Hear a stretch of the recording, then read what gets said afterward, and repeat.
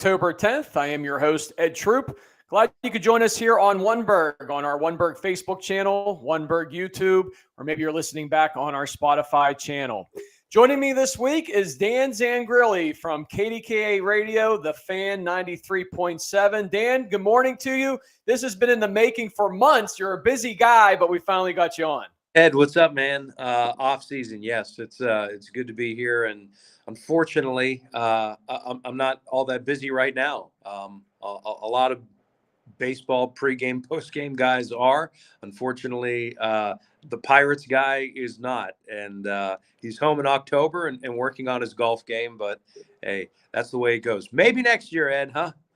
Boy, we've been saying that for a long time, Dan, and that's a good segue into our first subject. Of course, you do cover the Pirates for the Fan 93.7. You mentioned you do the pre- and post-game show there with their coverage. So your thoughts on the 2024 season, 76 and 86, fifth place, compared to 2023, the same exact record. Pirates in 2023, 76 and 86 as well. The only difference is they finished fourth place in 23. This year they finished last place in fifth, but a little bit of a roller coaster season. There were lots of highs and lots of lows. Your thoughts on the 2024 season for the Pirates? Yeah, very disappointing. Fell short of expectations. What I guess their own internal standard was. Bad. What other way can you go with it? There's no spin on it. The rhetoric surrounding it in the aftermath of it has been disappointing, much like the season was, and they should have been far better than they were. They lost a number of games in very frustrating fashion. They lost a number of games that they should not have lost. Their personnel was better when you factor in Paul Skeens in 2024, not there in 2023, O'Neal Cruz. The fact that they won as many games as they did in 2023 is wholly unacceptable, and I would imagine it's a very tense place over there on the North Shore. The pressure is absolutely going to be on them in the offseason, and the seats are warm, if not scalding hot, depending on whose seat that is at 115 Federal Street. So, by and large, an awfully disappointing year, and I'm not sure there's any other way that you could look at it. They do make a few moves since the season ended. Not some of the moves that some fans were calling for. Cherington still in there, Shelton still in as manager, but they do fire their hitting coach, Andy Haynes, and also their bullpen coach at the end of the season as well. So some changes there on both of those two coaching sides. But, how about your assessment of the front office with Cherington and Shelton? Are they making the right decision so far, keeping those guys in place? I was surprised that Derek Shelton was given the vote of confidence that he was. And I was surprised, frankly, that he was retained because, I've gone back and forth on it because I think there's a likability about Derek Shelton, obviously, just from the human side of it. And he's somebody that I think you really want to do well, who deserves to do well. And I think most people would agree with that. I don't know how well liked he is in the clubhouse. I don't think that, his players hate playing for him, but I'm not necessarily sure they absolutely love playing for him and would run through a brick wall.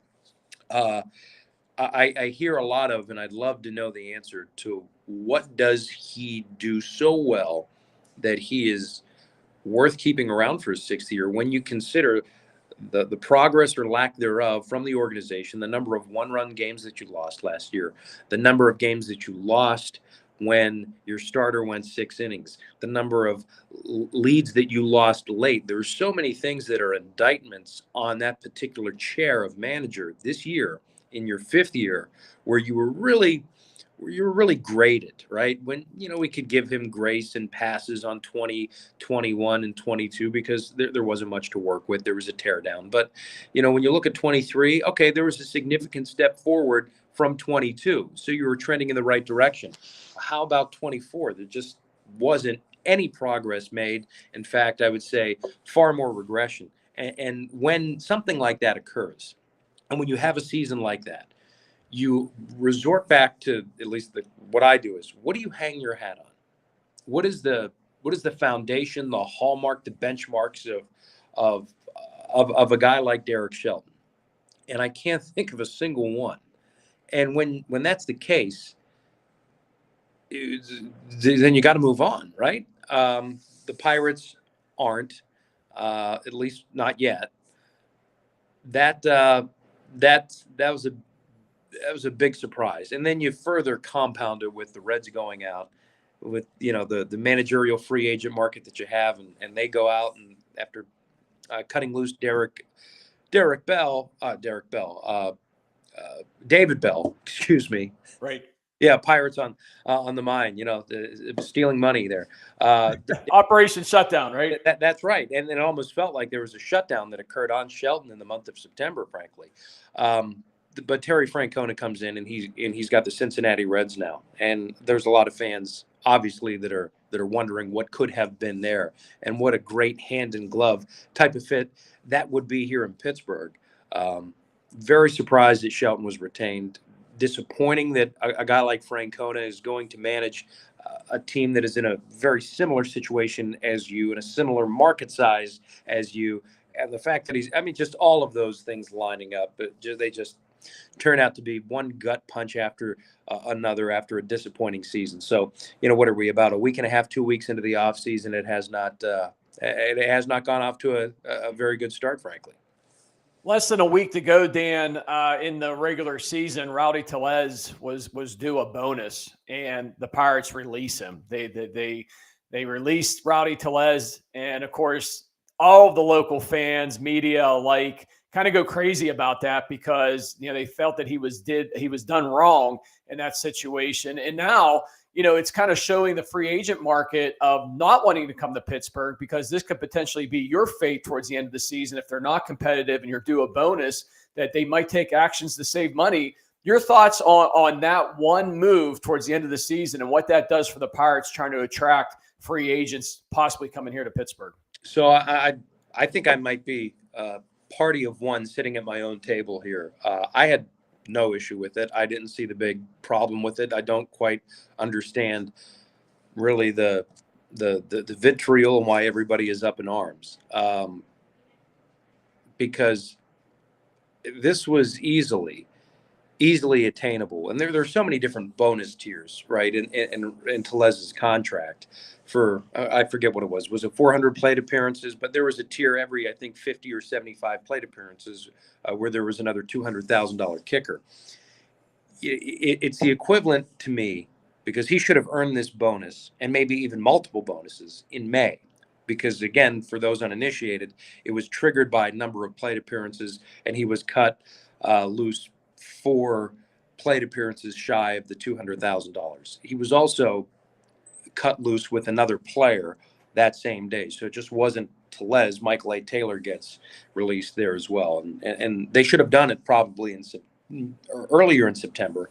Anyway, so they do this. I'm shrugging my shoulders over it, because, one, I don't think Bob Nutting is involved at that granular of a level, knowing kind of where he is with his baseball acumen. He's not involved in that decision at that granular of a level, number one.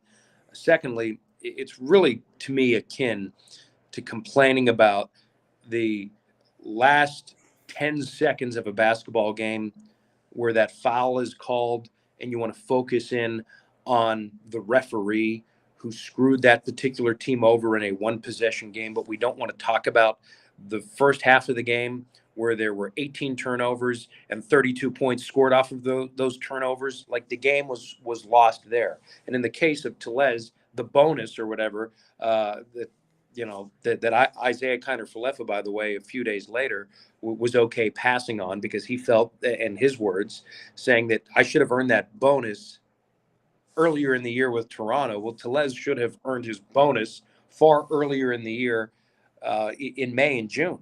But he put the Pirates in a position where he was just so atrocious at the plate that those bonuses would have been attained then, and would have been attained easily. So to say that there's financial motivation or intent behind it, when those benchmarks could have and otherwise should have been reached in May.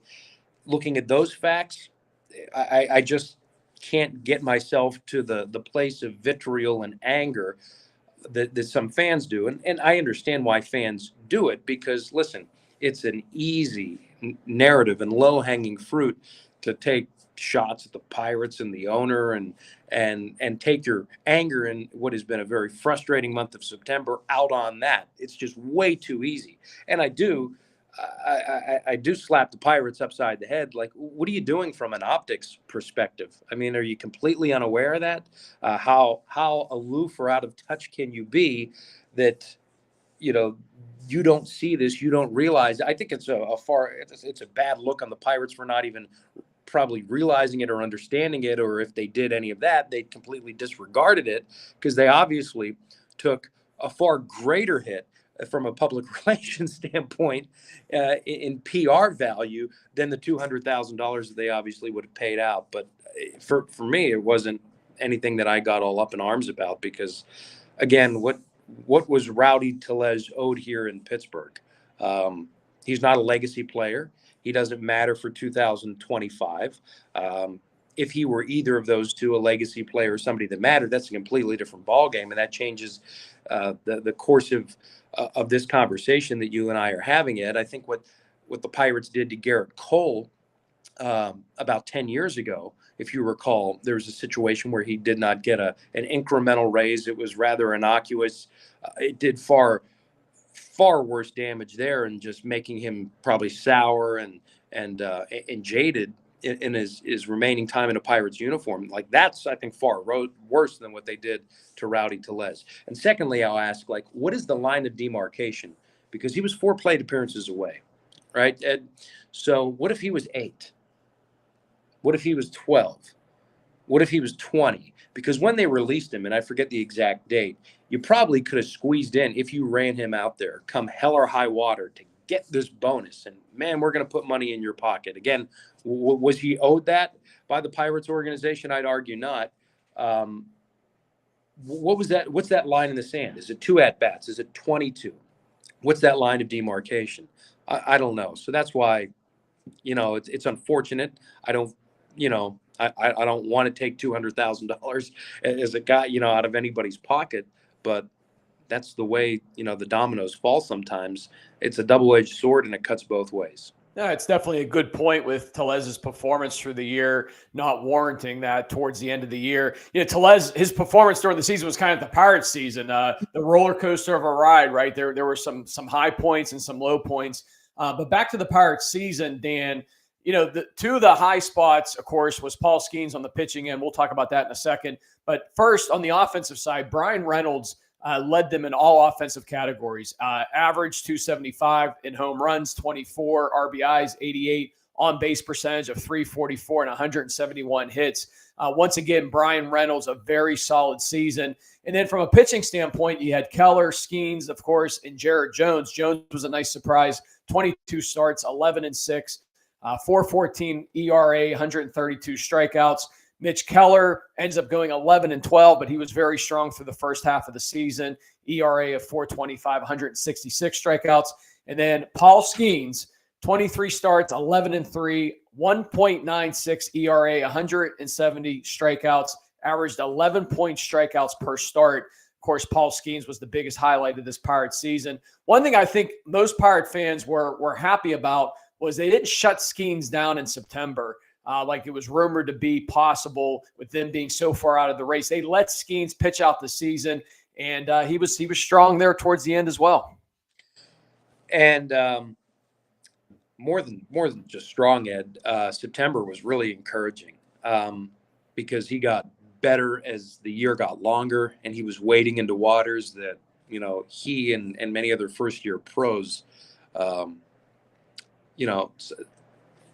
never waded into, and a lot of times there's a fall off, and to see him not only finish the year, which in and of itself would have been, I think, a great success, to finish it on a high note, pitching as good as he had at any point in May or June or July, that was really encouraging. Obviously, it goes without saying, and we've said just about everything you can about Paul Skeens, on the air and around his starts. He's a generational guy.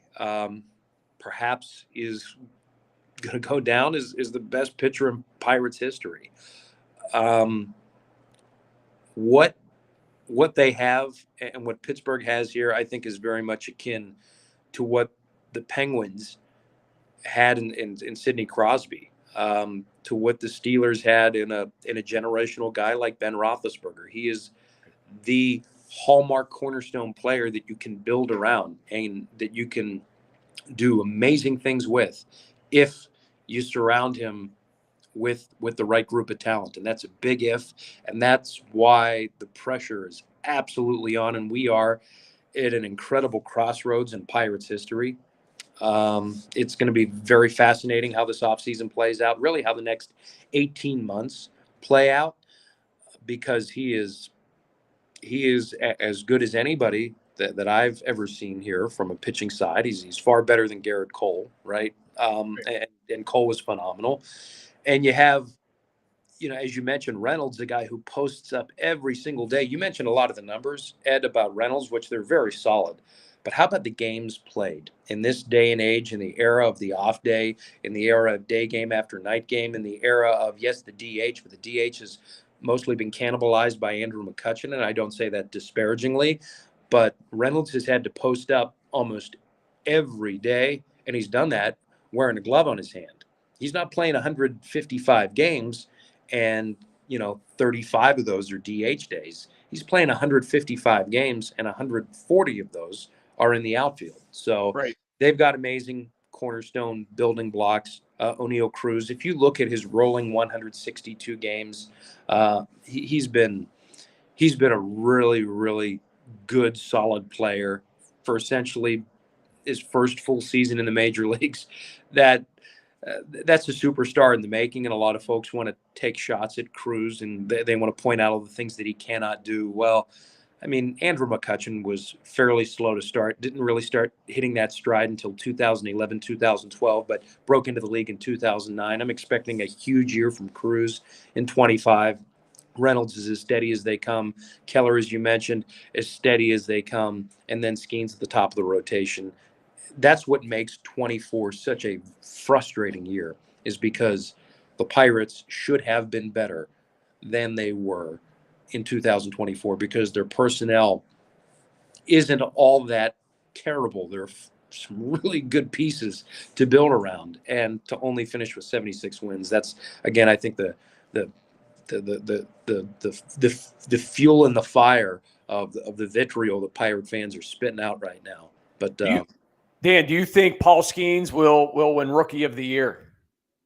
No, I think Jackson Merrill, even though the postseason isn't supposed to factor into this award, and I'm not exactly sure when the voting occurs. I'm not familiar with the semantics because I don't have a vote. Obviously, I'm not a writer, but I think Merrill will still edge him out.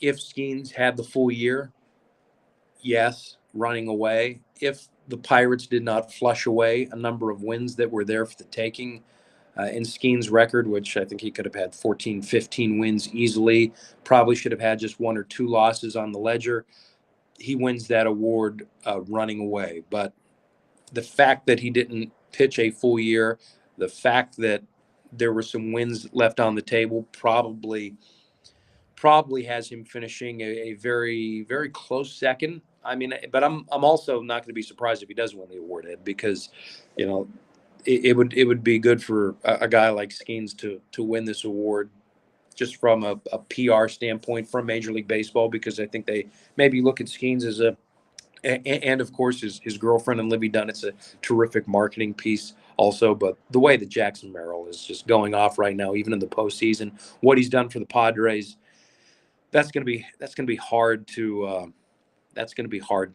say that he's going to finish second behind Skeens. Looking ahead, Dan, to the 2025 season, and you mentioned they got the building blocks there, right? You got Keller, Skeens, and Jones, 3 very strong pitchers when healthy. We know, of course, Jones had some injury problems this past season, and Keller kind of slowed down there towards the end. But, Skeens, your ace of the staff. You got a shelf life, hopefully, of a handful more years that they're going to be able to utilize him before next contract would come into play. And then you got Brian Reynolds, as you said, and O'Neal Cruz. But looking ahead to 2025, your thoughts on this offseason, what needs to be done to get the Pirates past that 500 mark and possibly back into the playoffs in 2025?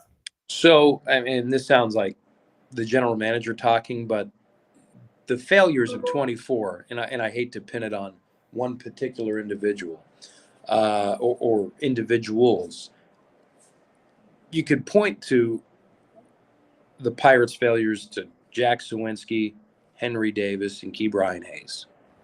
If those three guys did what they've done in the past or what they have the potential of doing in the case of Davis, how does the Pirates season look, Ed, in 2024? Probably far different. Would you agree with that? Absolutely. Yep. 100%.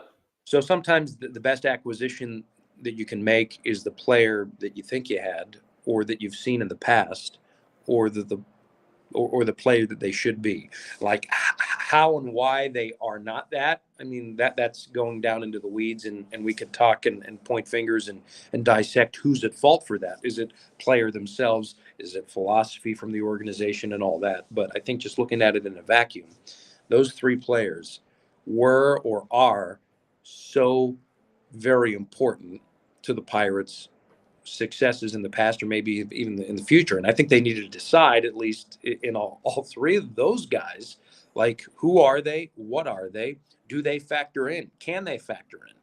So those are three big decisions, because Hayes has the back issue. Sawinski seems absolutely lost, and Davis is bereft of any and all approach at the plate. If you have to move on from them, what does that look like? That's expensive, number one. It's daunting, number two.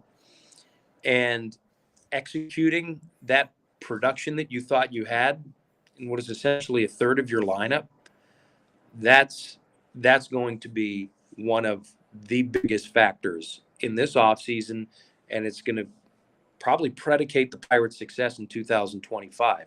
They could always use a little more pitching. We haven't even talked about the bullpen. That's a sore spot, but the production in a bullpen fluctuates so much from year to year and throughout the course of a year that if you look at individually each of the players within that bullpen, their stuff makeup, the personnel, a lot of those guys I'm actually running back. I would re-sign Aroldis Chapman, Colin Holderman, despite him being just disastrous in the second half of the year. Mostly over the course of his career, he's been a really strong, high leverage setup guy. And then David Bednar, his resume speaks for itself. Bad year. How much grace is given there? How much of a rebound do you expect there?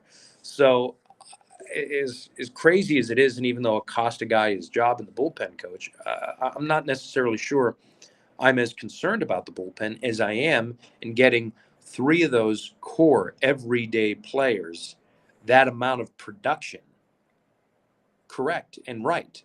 It was offensive issues where the Pirates, I think, lost their season. And we could talk about, the last 6 weeks of the year where they collapsed down the stretch, but I'll maintain and contend that the year was lost in all of those one-run games, all of those games where their starting pitching gave them at least 6 innings or they had a quality start. And because they failed to score that basic benchmark of offensive production of 4 runs, you get 4 runs, you get 6 innings, you're going to win a whole lot of baseball games. And the Pirates were very much in position to achieve those basic production requirements and did not in April, May, and June. And they lost a lot of games. They left a lot of wins on the table. So I'm going to focus on those 3 guys or those 3 positions and the production there. And because I otherwise feel that the bullpen, which again was a sore spot, it cost them a lot of games, that can be fixed far easier. And I don't mean to trivialize it, but it can be fixed far easier than 3 everyday guys, an everyday outfielder, essentially, somebody who you think maybe is your everyday catcher. And then, of course, the Gold Glove third baseman who's got tens of millions of dollars for the better part of the next decade affixed at your hip. Those are the 3 fish to fry this offseason. Dan, great stuff on the Pirates, and you can catch Dan Zangrilli on the Pirates broadcast on the Fan 93.7 during the season, the pregame, the postgame show.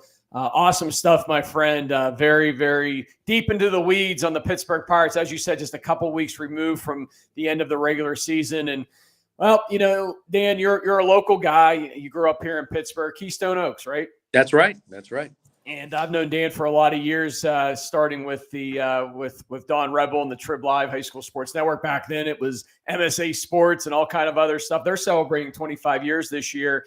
And Dan, you've started on KDKA radio their Game of the Week coverage with football several years back now. You've been doing this with our good friend, the coach Johnny Lee, and a cast of thousands. Don has a cast of thousands, but you have a cast of thousands too. I've seen you guys in action, a big crew for KDKA, and our good friend Paul Alexander, who's done our show a good handful of times too. I know helps you guys out with your pregame show.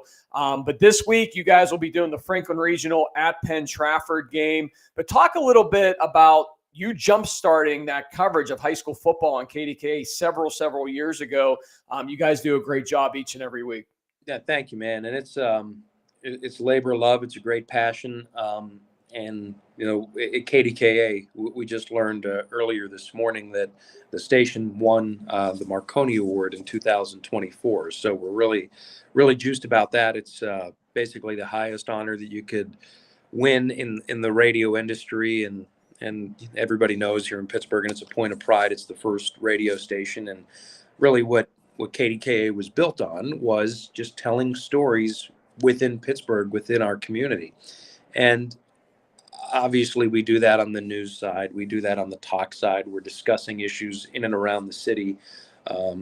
But telling the stories of young people in our community is something that's really important. If you're going to be KDKA, and if you're going to be the hometown station and live and local, which here at Odyssey, we really strive to do that on so many different fronts. Our 3 music stations, the sports talk station, but also KDKA, which is kind of the flagship, if you will. And getting out in the community on Friday nights was really important to our boss. And obviously, Ed, you and I go back, as you mentioned, in doing the high school space. It's a great passion of mine. It's something that I've been involved with for the better part of 25 years. So having that background, that knowledge, that know-how, I was really just given the keys to a car and told, drive it where you would like. And it always helps when you have good people and resources. And when you do high school sports, that's unfortunately not something that is in abundance. And there's a number of people that do it so well, especially here in Western Pennsylvania. But we're doing high school sports essentially the same way, with the same blueprint and the same roadmap as we would cover the Pitt Panthers, which is one of our properties, or the Pirates, right? So NCAA football, basketball, and Major League Baseball. We're just taking the same mindset and same approach, but we're just doing North Allegheny Central Catholic, or in this case, this week, Franklin Regional at Penn Trafford. And from a pregame show to the actual game broadcast to a postgame show, obviously we're heavy into the digital space. How do you engage with Gen Z and Gen Alpha now? It is going to be through their phones, through Instagram, through X, through Facebook, and all of the digital channels. So we have to have compelling content. So we got to get younger. We hired full-time a sophomore at Point Park, Ben Tenuta, who's basically the modern day version of John Fedko. All the kids want to know where Tenuta's going on Friday nights. When you and I were coming, we would look up into the sky. We'd look for a helicopter to see if it was going to fly over our stadium. Well, now, kids go to TikTok. So we've hybrided all the different platforms, and we try to make one comprehensive landing spot for not only our audience, but for now our partner at the WPIAL as the flagship station of the league. Right. Yeah. And Ben's a Bell Vernon guy, I believe. He is. Of course. Yeah, as am I, but he's about 25, 30 years younger than me, I think. So no reason with that, but his stuff that he puts on Instagram for you guys, and the production and the quality, man, is outstanding stuff. So definitely check that out for those out there watching. I mean, and thank you, Ed. And yeah, and I co-sign. I agree on all that. And anybody can do anything with talent and resources. And we're so lucky that we have in-house a number of people that do other jobs here at the station that want to get in on the Friday Night Lights coverage. You mentioned Paul Alexander, and we have Johnny Lee has been involved with this, but there are so many others that are involved behind the scenes, and directly and indirectly on game days that it's hard to screw up with the people that and the resources that have been given to us, and I'm just grateful to be along for the ride. Great stuff, Dan. Thank you so much for coming on the podcast this week. You can catch Dan Zangrilli, Johnny Lee, Paul Alexander, and the great crew there at KDKA Radio this Friday night, Franklin Regional at Penn Trafford. That'll be a good one, and each and every week throughout the WPIL high school football season and basketball season. I know our good friend Josh Roundtree has done some coverage for you as well during the hoop season in the wintertime as well for you guys. We've had everybody around you, Dan. We've had on the podcast except for you, so now we can check that box. We got it. Check. I love it. I've known you forever, so we should have had you on here a long time ago. But we do go way back. The old Nauticom Sports Network. That's it, man. That's it. Good stuff, Dan. Thank you so much. Enjoy the offseason for the Pirates and enjoy the home stretch of the WPIL high school football season. All right, Eddie. Thanks, man. Appreciate you as always. Program note, we will be on this upcoming Sunday, Steeler postgame show. Brian and I will be on after the Steelers battled the Las Vegas Raiders in Las Vegas. We'll welcome your comments right here on Oneberg on the Steeler postgame show. But that will do it for the Three Rivers podcast for this week. We will see you next week right here.